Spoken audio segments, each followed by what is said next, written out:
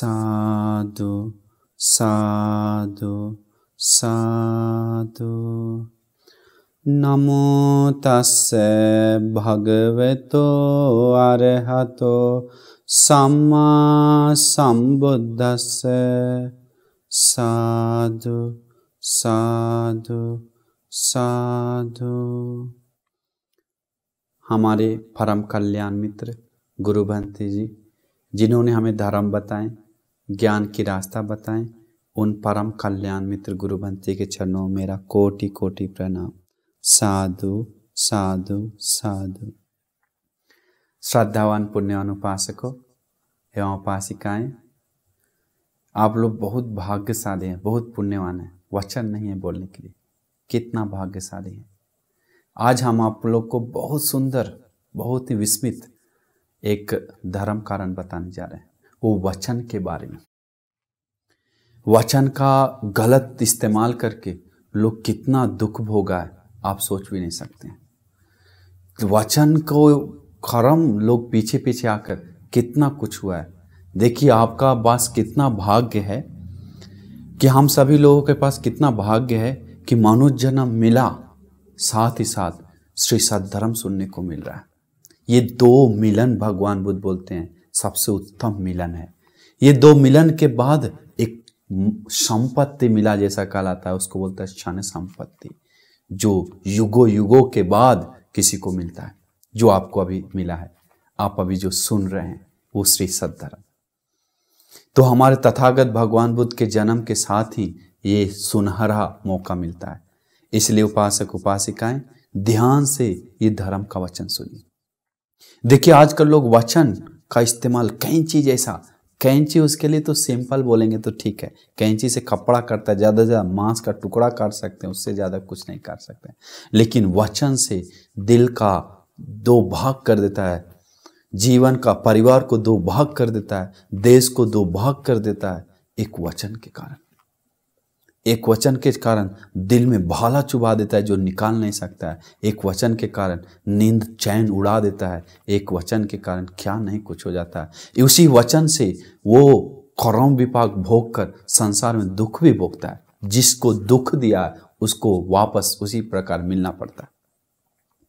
तो इसीलिए याद रखिए आप सभी लोग, आप लोग ध्यान से वचन से इस्तेमाल कीजिए, क्योंकि अनजान में, मजाक में भी वचन को मिस इस्तेमाल नहीं कीजिए। दुख मत कीजिए। प्रैंक आदि वीडियो बनाकर लोगों को दुख देना, डराना, धमकाना, ये आपको कर्म विपाक के रूप में पीछे आ सकता है, आप सोच भी नहीं सकते।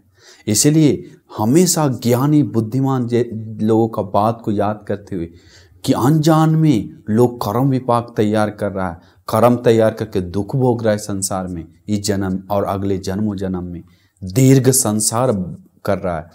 तो इसीलिए आप वो बात को समझकर, वचन को तोल मोल कर, सोच समझ कर, बहुजन हिताय, जो बहुत को हित के लिए, बहुत लोग, बहुजन मनाप, जो बहुत लोग मनाप करता है, बहुजन जो प्रिय करता है, जो हृदय को जीतता है, हृदयंगमा पोरी, जो मन को भाता, ऐसा वचन बोली। तो आज हम आपको बताने जा रहे हैं, देखिए संसार में वचन को गलत देकर कितना दुख भोगा। देखिए हम भगवान बुद्ध के समय एक भंते जी था, वो भंते जी जिनका नाम था लकुंटक भद्दी भंते जी। वो लकुंटक भद्दी का भंते जी का शरीर इतना छोटा होगा, बहुत नाटा, वो देखने में भी कोई सुंदर नहीं है, चेहरा भी मनापदायी नहीं है, देखने में बदसूरत, चेहरा भी नाटा, शरीर भी नाटा, हाथ पैर भी छोटा।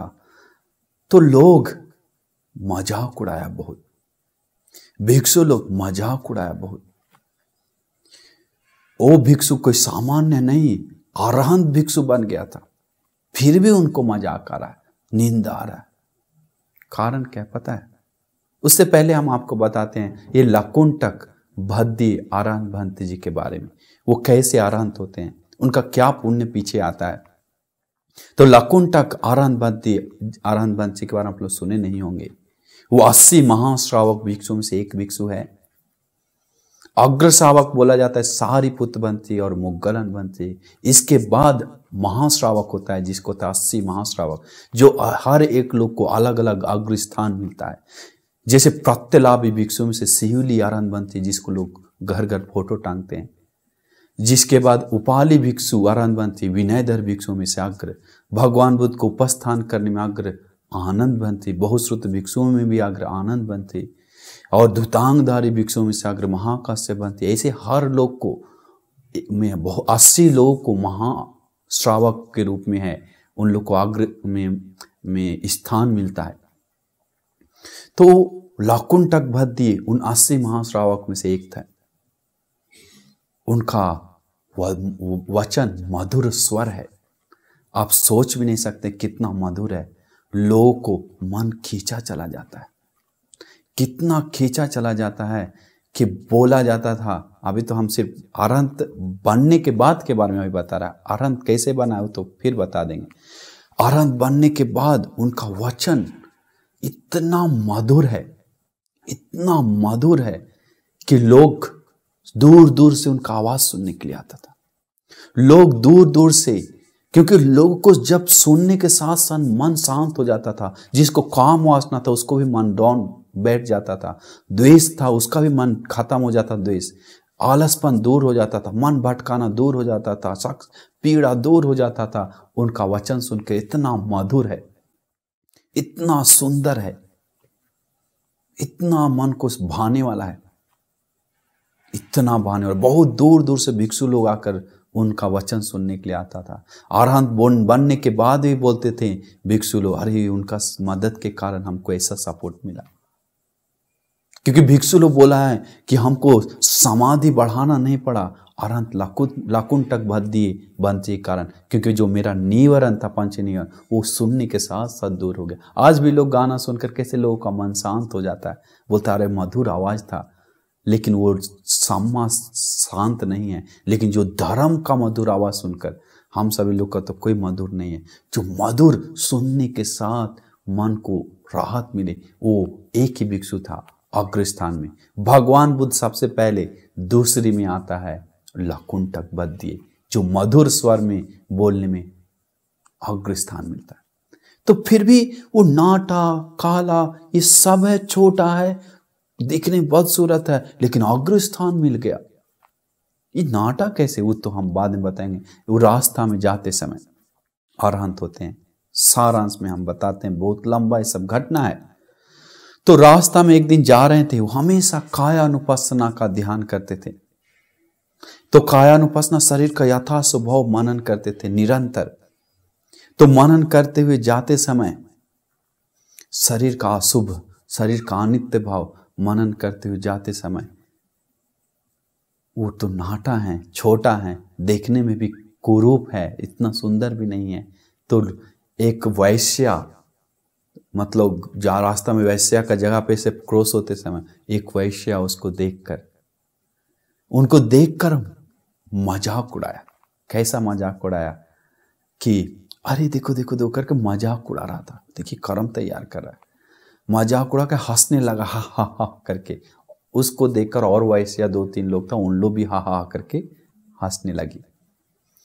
अब वो हंसने लगा, देखिए एक ही आवाज को सुनकर दूसरा हंस रहा है, उसी रूप को देखकर दूसरा को क्या होता है देखिए। एक उभनती आवाज सुनकर देखते हैं मुड़कर, क्यों हंस रहा है, कौन हंस रहा है। देखता है वो वैश्या हंस रही है, उसका दांत से लार गिर रहा है। अरे अभी हम उसी के बारे में, शरीर के बारे में मनन कर रहे थे, कितना गंदा ये शरीर है, ये हमारा भी वैसा है, उसका भी वैसा है, शरीर का स्वभाव ही ऐसा है करके अंदर अंदर मनन करके कायानुपස්සना को बढ़ाकर, शरीर का यथा स्वभाव को बढ़ाकर चलते चलते चलते चलते अनागामी भिक्षु बन जाते हैं।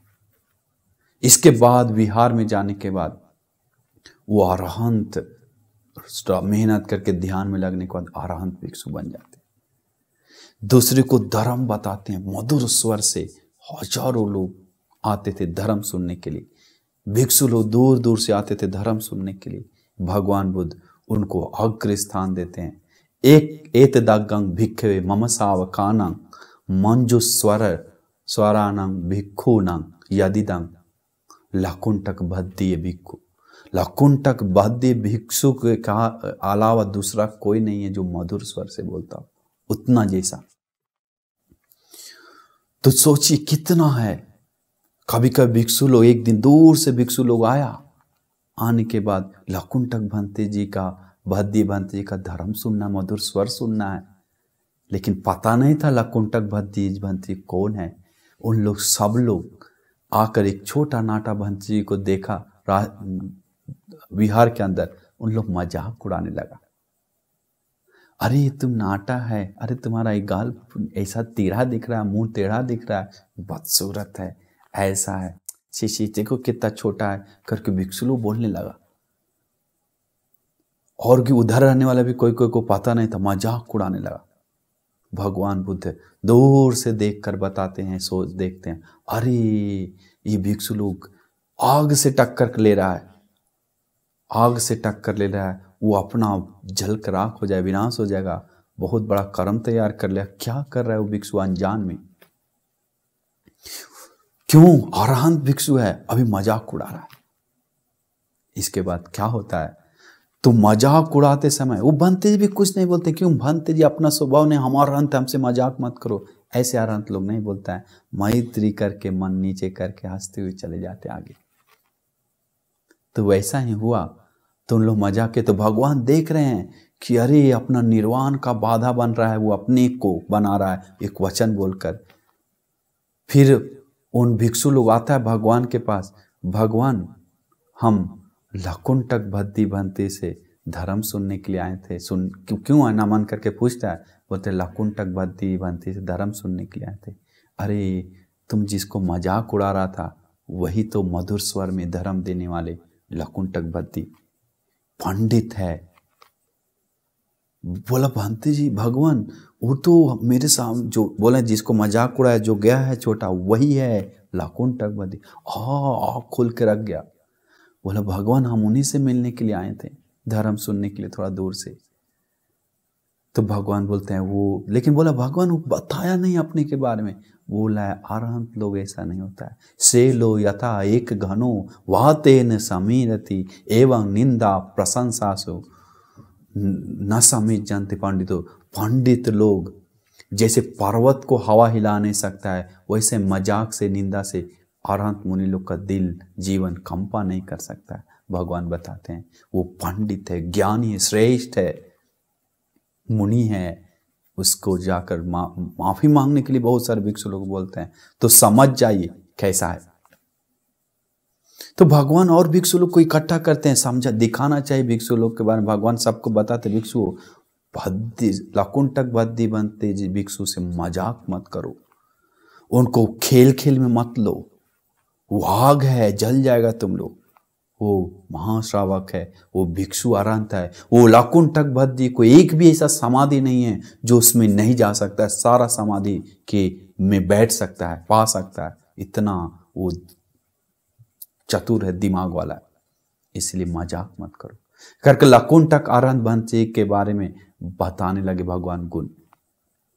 फिर बोलता है भगवान से, भगवान ये लकुंटक भद्दी भंते अरहंत है, महाश्रावक भी के अंदर में भी आ गया, लेकिन इतना नाटा है, उनको सब गांव के लोग भी मजाक उड़ाता है, निंदा उड़ाता है, और इधर भी सब लोग उड़ाता है। ये सब कारण क्या है भगवान, कैसे हो रहा है? बोलता है भिक्षुओं इस संसार का किया हुआ बीज है जो उसको फल दे रहा है।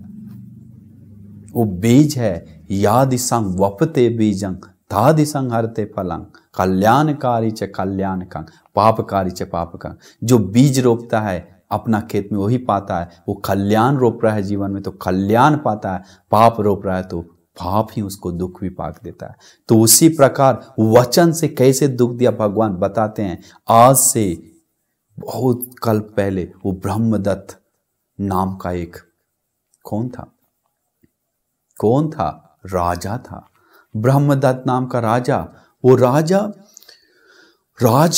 राजा बनने के बाद वो बहुत सारे बूढ़ी लोगों को क्या किया?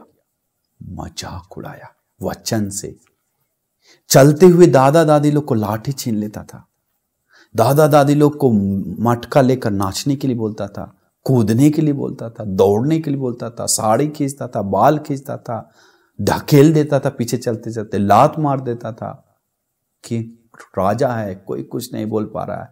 उनको मजा आता था वो सब करने में। वचन से बोल बोल कर अरे बूढ़े करके बोलता था, करके निंदा करता था। यहां तक कि जानवर, बूढ़ा जानवर लोग को भी नहीं छोड़ा, मजाक किया, बांध बांध के दौड़वाया, खींचा, लड़वाया। आदमी, दादा दादी लोग को बाद में वाराणसी में जो ब्रह्मदत्त राजा का पूरा नगर राज्य में जितने भी बूढ़ा बूढ़ी लोग हैं सब छोड़कर जाने लगा था बाद में। उसके बाद लोग, गांव के लोग भी सीख गया बूढ़ा बूढ़ी लोग को मजाक करने के लिए, डांटने के लिए।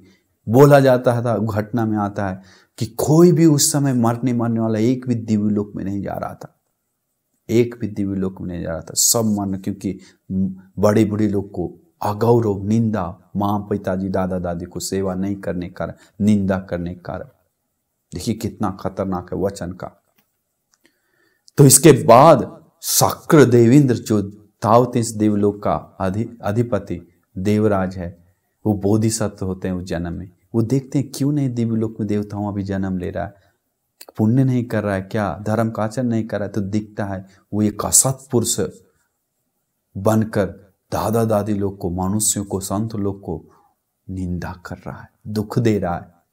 इसके बाद क्या होता है? इसके बाद होता है कि वो बोधिसत्व शक्र देवेंद्र मनुष्य रूप में आकर, बूढ़ा के रूप में आकर रथ से आता है। तो बोलता है अरे रथ से टक्कर खाओ बूढ़ा, फिर आ रहा है एक बूढ़ा, उसको भी मजाक उड़ाना, उसको उससे भी मजा लेना है। लेकिन जानता नहीं था कौन है वो, बोधिसत्व है, शक्र देवेंद्र है। इसके बाद वो आने के साथ वो क्या करता है, बातचीत करता है, मजाक उड़ाता है। इसके बाद बोलता है हाँ हाँ हाँ बस बहुत हो गया। इसके बाद समझाता है उनको, कुछ नहीं कर, ऊपर से आकाश से चला जाते हैं शक्र देवेंद्र, और वो मटका, उसके एक हाथ में मटका रहता है, वो दही का मटका, वो राजा के सिर पे गिरा देता है, पूरा दही लग जाता है। फिर वो दही लग जाएगा, पूरा पूरा वो दिख रहा है। राजा बोला हाँ, शक्र देवेंद्र बोलता है तुम अपने आप को सोचता है तुम बूढ़ा नहीं होगा क्या, तुम सोचते हो बीमार नहीं पड़ेगा क्या, तुमको दुख नहीं मिलेगा क्या, ये सब सामना नहीं करना पड़ेगा क्या, कर्म पीछे पीछे आएगा, डरो। ऐसे करेगा तो तुमको फिर इससे भी ज्यादा वो करके शक्र देवेंद्र धर्म बताते हैं, समझाते हैं कि फिर ऐसे मत करो करके। इसके बाद उनको तुरंत क्या होता है, माफी मांगकर होश आता है। होश आने का उस दिन से सेवा करते हैं। तो भगवान बुद्ध बोलते हैं उस समय भी हम उसको मदद किए थे, लेकिन उसका निंदा का कर्म भी पाक आ रहा है। फिर बोलता है भगवान वो इतना नाटा कैसे है, इतना छोटा कैसे है?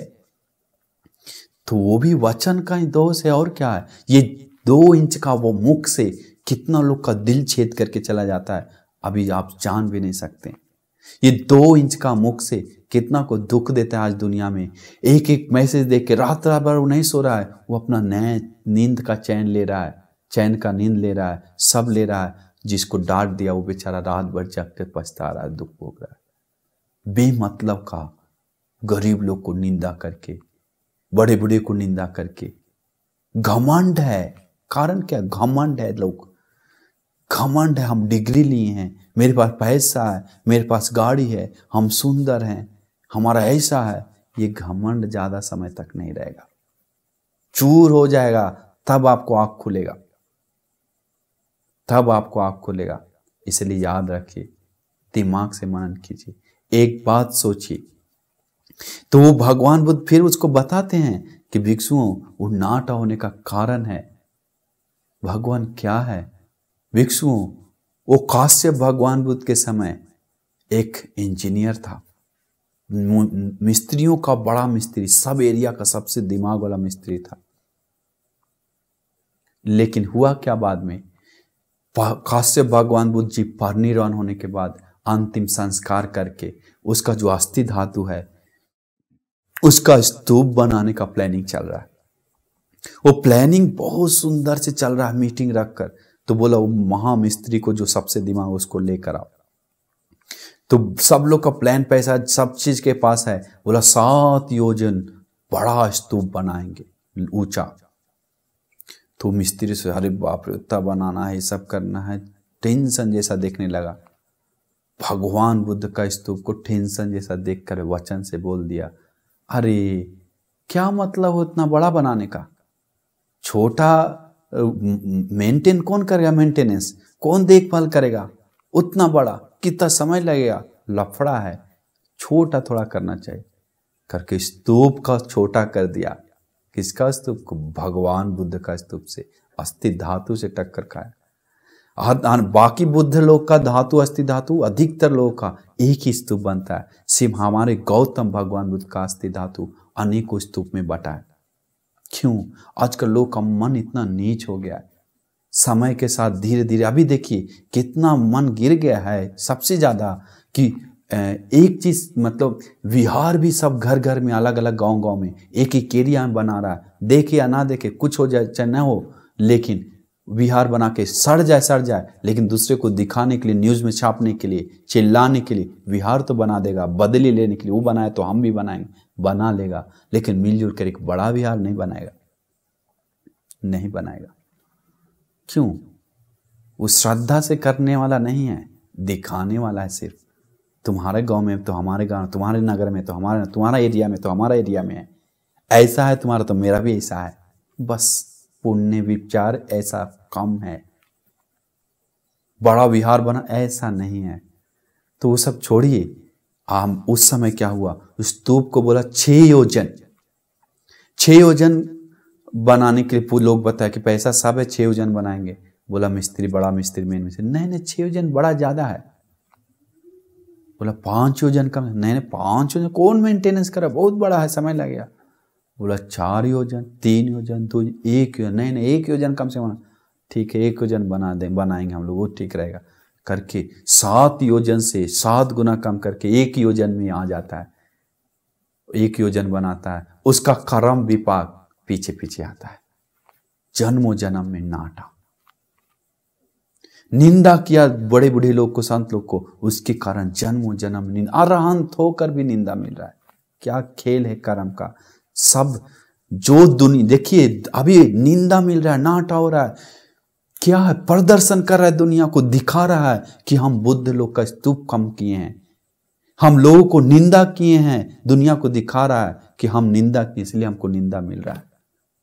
देख लीजिए लोगों को, जिसको निंदा मिल रहा है, तो जिसको अपमान मिल रहा है, तो वो निंदा किया है संसार में। जिसको दुख मिल रहा है तो वो दुनिया को दिखा, जो बदसूरत है तो वो दुनिया को दिखा रहा है कि संसार में हम गुस्सा किए, देख लो मेरा चेहरा। जो बहुत सुंदर है तो दुनिया को दिखा रहा है हम संसार में बहुत मैत्री किए हैं, देख लो मेरा चेहरा। तो ये अभी जो कर रहा है गुस्सा, उसके लिए कर्म तैयार होकर बीज पकने के लिए समय लगता है, पकने के साथ साथ उसको फिर बदसूरत के रूप में जन्म लेता है। इस जन्म भी बलवान कर्म तैयार बड़ा हो जाता है तो उसको तो ले डूब मरता है। इसीलिए समझ जाइए कि कैसे हम लोग वचन का कंट्रोल करना चाहिए, प्यार से मधुर का वचन बोलना चाहिए। वचन से 4-5 सील में से 1 सील सिर्फ है वचन का, बाकी 4 शरीर का है। तो 1 सील का वचन भी लोग मजाक झूठ आदि जैसा लेके बोल बोल के बहुत मिस्टेक कर रहा है, प्रैंक वीडियो बना रहा है, देखकर चकित हो जाते हैं हम लोग। तो इसके बाद क्या होता है, वो लकुंटक भद्दी भंते जी तो इतना हो, लेकिन पुण्य क्या किया जिसके कारण वो इतना अरहंत अग्र श्रावक ने महाश्रावक बना है। देखिए आज से पुष्य अरहंत भगवान बुद्ध के समय एक कोयल था, वो कोयल उड़ रहा था आम लेकर, एक तोड़कर पका हुआ सुगंध आम। ये हम लोग को विस्मित लग गया, लेकिन ऐसा हुआ है घटना। कभी कभी वो कोयल उस समय उड़ रहा था, उड़ते समय देखा भगवान बुद्ध और अरहंत मुनि लोग जा रहा है। भगवान बुद्ध का चेहरा और शरीर देखकर, तेजस देखकर, अनुभव देखकर, वो स्वर्ण वर्ण देखकर, सांवर देखकर वो कोयल को लगा अरे ये मुनि है, ये संत है, ये अच्छा है, अभी भी देखिए, जानवर देखता है तो कुछ उठाकर दे देता है, कुछ लाकर देता है, आके प्यार करने लगता है, किसी से भूखने लगता है, क्योंकि उनको हम लोग मन नहीं देख रहे हैं उसको वो क्या सोच रहा है। उस भगवान, वहां भगवान बुद्ध उस समय पुष्य भगवान बुद्ध उसका मन देखता है, उसको मन में आ रहा है कि हमको ये आम भगवान बुद्ध को पूजा करना है, देना है, छोड़ना है, वहां पर गिराना है करके मन में आ रहा था। भगवान उसका मन देख लेता है, कोयल का पात्र हटाकर ऐसा कर लेते हैं, वो तुरंत आकर डाल देता है। डालने के बाद सुंदर से खुश हो जाता है, को करके नाद करता है। एक बार नहीं, रास्ता में सुंदर से नाद करते हुए जाता है। गुण तो नहीं गा सकता है, लेकिन नाद कर रहा है, गुण ही गा रहा है भगवान बुद्ध का। उपहार, सेवा, सम्मान कर रहा आवाज से। वो पुण्य उसको मदद किया, और आगे भी वो मुख से भगवान बुद्ध का आदि का गुण गाया है। इसलिए आप लोग भी मुख का सही इस्तेमाल करना है तो, मुख से सुंदर आवाज बनाना है तो, मुख से शांत में मधुर आवाज निकालना है तो, उसी से मधुर आवाज के साथ निर्वाण भी पाना है तो, वो मुनि लोग का, भगवान बुद्ध, पश्चिक बुद्ध लोग, अरहंत लोग, आदि सत्पुरुष लोग का गुण गाइए, गुण गाइए। आजकल लोग कितने लोग गुण गाता है, मुख है, आवाज है, लेकिन गुण नहीं गाता है। क्यों? घमंड है, सिंह आ गया है लोगों को। सिंह आने के बाद लोग दूसरे को मारने का काम करता है, बस उसको बचाने का काम नहीं करता है। सिंह से कैसे बचेगा? सिंह को तोड़ना पड़ेगा, घमंड नाम का सिंह को। तो इसीलिए आप लोग समझना चाहिए कि कैसे वो लकुंठक भंत जी वो पुण्य पीछे पीछे आके संसार में और कर्म करके सांग को पुण्य और सेवा हुआ किया है, पुण्य कमाए, वो सब पीछे आके उसको अरहंत भी बन गया। साथ ही साथ उनको कर्म विपाक जो निंदा किया, निंदा भी मिल रहा है अरहंत बनने के बाद। स्तूप छोटा किया, नाटा भी जन्म जन्म आए, कैसा चल रहा है। इसीलिए आप प्रदर्शन, आपका जो जीवन में जो मिल रहा है तो समझ जाइए हम दुनिया को दिए, वो मिल रहा है हमको, अब हम नहीं देंगे, अब हम नहीं देंगे। तो इसीलिए समझना चाहिए, नहीं तो बहुत पछताना पड़ेगा अनजान में पाप करके, संसार दीर्घ करना पड़ेगा। वचन को कैंची तलवार मत बनाइए, वो तलवार को से दूसरे को काटिए नहीं, वचन नाम का तलवार से काट रहा है, सब दुख दे रहा है। तो एक देखिए, एक चूल पंथक महापंथक भंत जी का घटना तो आप सुने ही होंगे। वो चूल पंथक, महापंथक मतलब रास्ता होता है, चूल मतलब छोटा भाई, बड़ा, महा मतलब बड़ा। तो वो दोनों भाई बाद में रास्ता में जन्म लेने के कारण चूल पंथक महापंथक नाम धराया। व्यापारी रास्ता में जाते समय उनको भगवान बुद्ध का धर्म सुनने को मिलता है। दोनों हम सारांश में बता रहे हैं, उस भी वचन का प्रॉब्लम के कारण कैसे पीछे आता है देखिए। तो वो दोनों बाद में क्या होता है, चीवर पहन लेता है। चीवर पहनने के बाद दोनों धर्म प्रैक्टिस कर रहा है। एक बड़ा भाई प्रैक्टिस करके अरहंत हो गया, महापंथक। चूल पंथक भंत जी कुछ नहीं हो रहा है, मन शांत नहीं हो रहा है, कुछ आगे नहीं बढ़ा। बड़ा भाई उसको पास आकर उनके पास, अच्छा ठीक है, डर नहीं, गाथा याद करो, भगवान का गुण है को में सुंदर गाथा देता है। पदुमंग यथा कोक नदन सुगंधं पातु सिया करके गाथा है, वो देता है, याद कर, तुमको शायद इससे लाभ मिलेगा, श्रद्धा बढ़ेगा, समाधि बढ़ेगा, सब चीज होगा। ये गाथा याद करके हमें सुनाओ। तो वो याद करते 4 महीना लग जाता है। 4 लाइन का छोटा गाथा याद नहीं होता है, विस्मित बात है, याद नहीं हो रहा है। इसके बाद बोलता है अरे याद नहीं हो रहा है गाथा, सो क्यों नहीं आ रहा, बहुत टेंशन में भी आ जाता है। अंत में भाया पूछता है 4 महीना बाद याद हुआ क्या गाथा, सुनाओ। अरहंत बनती है वो, लेकिन समाधि से नहीं देख पा रहा है, उसका स्वभाव पुण्य आदि देखने का सिर्फ भगवान बुद्ध और महाश्रावक कुछ लोगों का पता होता है। तो फिर क्या हुआ, वो चूल पंथक भंत जी को बोला कि अरे तुम्हारा पास पुण्य नहीं है, लगता है, हमें लग रहा है, पता नहीं क्या है, तुमको मुश्किल होगा, जाओ मम्मी पापा को सेवा करो, कामा धामा के पुण्य जमा करो, वापस घर चला जाओ, तुम्हारे बस की बात नहीं है। वापस चले जाओ, जल्दी पैक करके चले जाओ। ऐसे बोलते ही दिल धक धक धक धक करने लगा, डर गया। हम नहीं जाएंगे, हम मन में बोला हम नहीं जाएंगे, हमको भंते जी बन कर रहना, हमको यहीं अच्छा लगता है, हम नहीं जाएंगे। लेकिन भैया भंते जी बोलने के कारण फिर निकलने के लिए पैकिंग किया। रास्ता में जाते हैं गेट के पास, फिर रुक कर हम नहीं जाएंगे करके रोने लगा जोर से। हमको घर जाने का मन नहीं, हमको भंते जी बन कर रहना है करके रोने लगा, जोर से रोने लगा। अंत में भगवान बुद्ध देखते हैं, अनुकंपा आ जाता है भगवान को, वहां पर आते हैं। आने के बाद भगवान बुद्ध पूछते हैं क्यों रो रहा है चूलपंथक, क्या हुआ? बोलता है भगवान हमारा बड़ा भैया भंते जी घर जाने के लिए बोला, हमको जाने का मन नहीं। भगवान उसको मन खुश होने के लिए एक वचन बोलती है, बुद्ध शासन मेरा है, उनको निकालने का हक नहीं है, वो कैसे निकाल सकता है उसका, हम तुमको कोई नहीं निकालेगा, हम वचन देते हैं, मत डरो, चलो मेरे साथ, तुम भिक्षु ही बन के रहो, तुमको कोई नहीं निकालेगा, चलो मेरे साथ करके हाथ पकड़ के भगवान ले जाते हैं अंदर। और उसको इतना खुशी है, ये बुद्ध शासन मेरा है, हम तुमको देते हैं, कोई नहीं निकाले। वचन भगवान बुद्ध लेके जा रहे हैं, उसको मन प्रसन्न हो गया, खिल उठा, अरे वाह भगवान बुद्ध बोल दी तो अब हमको कोई चीवर खोलने वाला नहीं है, साधु साधु करके बोलने लगा। लेकिन भगवान बुद्ध जानते हैं इसके संसार में क्या पुण्य है। भगवान बुद्ध को छोटा मत समझिए, आम जनता मत समझिए, सर्वश्रेष्ठ सर्वोत्तम सर्वमहान है, वही दूसरे को पुण्य को जगा सकता है। हम लोग फोटो देखते हैं महात्मा फुले, महात्मा गांधी और साथ में महात्मा बुद्ध लिख देता है लोग, महात्मा जोड़कर, लेकिन महात्मा गांधी आदि जैसा भगवान बुद्ध नहीं थे। सब उनके अरबों खरबों गुना भी करेंगे तब भी नहीं।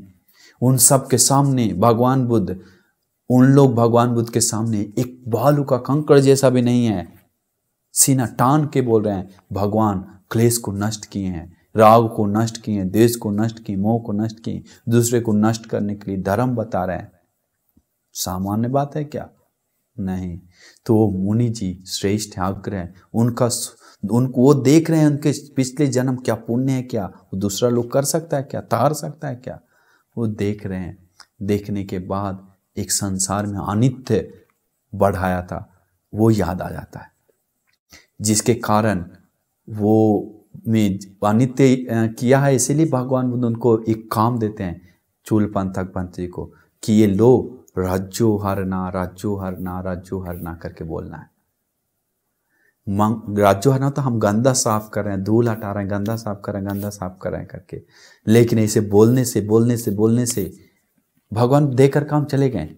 वो इसे कर रहा है। अंत में पसीना शरीर में आकर पूरा धूप था और हाथ में पसीना छूटकर वो काला हो गया कपड़ा, उजला कपड़ा, काला मतलब गंदा हो गया, मैला हो गया। इसके बाद वो सोचा अरे ये कपड़ा तो बदल गया, नित्य हो गया, इस किसके कारण? शरीर का गंदगी के कारण। शरीर में ऐसा गंदगी है। अरे शरीर का स्वभाव मनन करने लगा, अनित्य के बारे में मनन करने लगा, शरीर का यथार्थ स्वभाव, इसमें हम लोग फंसे हुए हैं करके मनन करते ज्ञान अंदर से मनन करने लगा। उसी समय भगवान बुद्ध आकर एक धर्म का गाथा बताते हैं। धर्म का गाथा बताते ही उनका मन शांत हो जाता है। वो धर्म का गाथा सुनते ही मनन करते वो बैठे बैठे आसन में ही अरहंत भिक्षु बन जाता है, चूलपंथक बनते। सोचिए अरहंत होने का पुण्य था, लेकिन बाधा क्या बना? वो सामान्य अरहंत नहीं है, 80 महाश्रावक में से एक भिक्षु है। कौन? चूलपंथक अरहंत बनते। वो शरीर को हजारों शरीर को बना सकते हैं इर्दी समाधि से, इतना पावर है उनके पास। इसीलिए अग्र स्थान मिलता है उनको, क्योंकि सुबह जब हो जाता है तो सब लोग सोचता है कि अभी उनको कुछ नहीं है, उनको कोई खाना के लिए नहीं बोलता है, सभी लोग चले जाते हैं भोजन में। लेकिन भगवान बुद्ध पिंडपात में भोजन के समय बैठे रहते समय जब भोजन बांटने पानी आता है तो भगवान पात्र ढक लेते हैं। क्या हुआ भगवान? बोला चूलपंथक अभी तक बिहार में है, उनको कोई नहीं बुलाया नहीं है, जाओ उपासक बुला कर लेकर आओ, आने तक हम लोग इंतजार करते हैं। तो देखिए भगवान बहुत सारे भिक्षु भरे हैं, एक भिक्षु विहार में है करके भगवान बुलाने के लिए बोलते हैं। तो विहार से उपासक जाता है बुलाने के लिए। जाने के बाद देखता है कि बहुत सारे भिक्षु हैं, बहुत सारे भिक्षु से भरा हुआ है। इसके बाद उसको सारी भगवान बुद्ध बताएं एक भिक्षु है, ये विहार में तो भिक्षु भरा हुआ है। वापस चले जाते हैं। भगवान आपने तो बताया एक भिक्षु है, लेकिन उधर तो भिक्षु लोग भरा हुआ है। तो भगवान बोलते हैं उपासक बोलो कि चूल पंथक कौन है करके, जो चूल पंथक है उनको लेकर आओ। तो वहां पर जाने के बाद बोलते हैं चूल पंथक कौन है? तो सभी लोग हाथ उठा के बोलते हैं हम हैं चूल पंथक, हम हैं चूल पंथक, हम हैं चूल पंथक। अंत में फिर उसको नर्वस हो जा रही, सब चूल पंथक है तो फिर हम किसको ले जाएं? फिर भगवान बुद्ध के पास जाता है। भगवान बुद्ध बोले भगवान सब चूल पंथक बोल रहा है। तो बोला जो सबसे पहले बोलेगा कि हम चूल पंथक हैं, उनका हाथ पकड़ के चीवर पकड़ कर चलिए बंते जी बोले। फिर जाकर जो सबसे पहले हाथ उठाता है कि हम हैं चूल पंथक, उनको तुरंत चीवर पकड़ लेता है। इसके बाद सारा दृश्य दिखना बंद हो जाता है। तो इसके बाद इसका कहने का मतलब क्या है? समाधि से बनाया था वो वातावरण बन रहा था उनके लिए कि अग्रस्थान किस लिए मिलेगा इसको। तो रूप को बनाने में इर्दी से अग्रस्थान मिलता है। उनके जैसा कोई शरीर का रूप नहीं बना सकता है। तो इसके बाद क्या होता है? वो में चूल पंथक भंते बोलते जाओ उपासक हम आते हैं। तो जाने से निकलते ही वो भंते जी धरती के अंदर से जाकर उस उपासक से पहले ही भगवान के पास पहुंच जाते हैं। वहीं जहां भगवान वहां निकलते हैं हाथ जोड़कर। सब लोग देखते रह जाता है। बहुत सारे लोग अरे कल तक घर जाने के लिए बोल जा रहा था, ऐसे हो रहा था, रो रहा था, आज ये अरहंत तो हो गया, ये अरहंत ही है, आसमान से आया। भगवान को नमन करके चला जा रहा है शांत से। सब लोग समझ गए अरहंतों के साधु बोला मन से। तो देखिए कितना विस्मित है। भगवान अग्रस्थान देते हैं 80 महाश्रावक में, लेकिन क्यों इनको इतना दुख भोगना पड़ा, याद नहीं होना पड़ा? बाद में याद, जब अरहंत होते हैं जितना भी पढ़ा लिखा याद किया सब याद आ गया। तो क्यों इतना समय तक याद नहीं हुआ? वचन का मिसयूज, निंदा किया, मजाक किया। किसको? भगवान बुद्ध से पूछता है सब लोग भिक्षु कि भगवान इतना महा अग्र स्थान आप दी इनको, लेकिन इतना मजाक उड़ना पड़ा उसको, इतना मेहनत से गाथा भी याद नहीं होता था, कारण क्या है? बोलता है भिक्षु ये काश्यप भगवान बुद्ध के समय में भी भिक्षु बना हुआ था, शील आदि पालन कर रहा था, लेकिन इनको घमंड था अपना नॉलेज के ऊपर। घमंड आ गया। हमको याद होता है अभी कितना लोग को घमंड आता है, दूसरे को निंदा करता है, वैसे इनको घमंड आ गया। घमंड आने के बाद दूसरा भिक्षु को याद नहीं हो रहा था, उनको मजाक उड़ाया था। कैसे? अरे तुमको याद नहीं होता है तो बहुत कमजोर है, छी शर्म नहीं लग रहा है करके कुछ ना कुछ बोलकर मजाक उड़ाने लगा।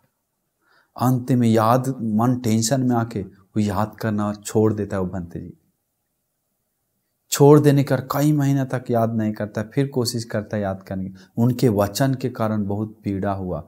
इसीलिए जो दूसरे को दिया है, अभी वो दुनिया को दिखा रहा है, दिखाया कि हमको याद नहीं हो रहा है, इसका दूसरे को याद के लिए बाधा बने, दूसरे के याद के लिए बाधा बने। अभी बच्चे लोग को खासकर है, याद नहीं हो रहा तो समझ जाए कि दूसरे के लिए बाधा बने हैं। दूसरे को पढ़ने लिखने के लिए सुविधा दीजिए, दान दीजिए, सुविधा दीजिए। ट्यूशन जो पढ़ रहा है उसके लिए 1 महीना का फी दे दीजिए लोगों को, पुण्य करके। सोचिए पढ़ने के लिए जो बाधा है तो दूर हो करके धर्म सीखने का जगह पे वातावरण तैयार कीजिए। धर्म सीखे, मन शांत हो, लाभ पाए, सुखी हो, मन को ठंडा करे, पीड़ा दूर हो, उससे आपका पीड़ा दूर होगा। वैसा प्रति उल्टा कर्म तैयार कीजिए। तो इसीलिए आप सभी लोग सोचना चाहिए कि हम वचन से सही इस्तेमाल करना चाहिए। हम वचन से सही इस्तेमाल करके और हम जीवन का खेत को उत्तम खेत बनाएंगे, उसका लाभ उठाएंगे। इसीलिए महाश्रावक बनकर भी उनके पीछे कर्म आया, तो आम जनता के बारे में बात क्या है? इसलिए अगर कर्म हो गया, गलती हो गया, तो भगवान के सामने, आदि के सामने माफी क्षमा याचना करके पुण्य को जीवन में बढ़ाइए, पुण्य को बढ़ाइए। भगवान बुद्ध बताते हैं गंगा नदी में थोड़ा सा 1 चम्मच नमक डालने के बाद नमकीन नहीं होता है। उसी प्रकार वो पुण्य बढ़ा लेता है तो उसको किया हुआ जो छोटा छोटा पाप कर्म है वो सब देता भी है तो पता नहीं चलता है। लेकिन पुण्य नहीं है जीवन में तो 1 कप पानी जैसा है, उसमें नमक डालने के बाद पूरा नमकीन हो जाना जैसा उसके जीवन में जो कुछ भी छोटा भी कर्म किया तो पाप कर्म उसको दुर्गति तक ले जाता है, बहुत दुख भोगवाता है। इसीलिए आप कोशिश करना चाहिए हम पुण्य बढ़ाएंगे, हम जीवन को पुण्य से गलतियों को कमजोर बनाएंगे, ढक देंगे और पुण्य को बढ़ाकर जीवन को उत्तम दिशा देंगे और धर्म का बोध करने के लिए पुण्य जमा करेंगे करके मन में सोचकर दूसरे को दिल ना दुखने वाला वचन बोलकर, मैत्री का, प्यार का ठंडा वचन बोलकर खुशी से धर्म की रास्ता पे जाने के लिए और सभी दुखों से मुक्त होने के लिए आप सभी लोगों को दुर्लभ भाग्य मिल जाए। साधु साधु साधु। नमो बुद्धाय।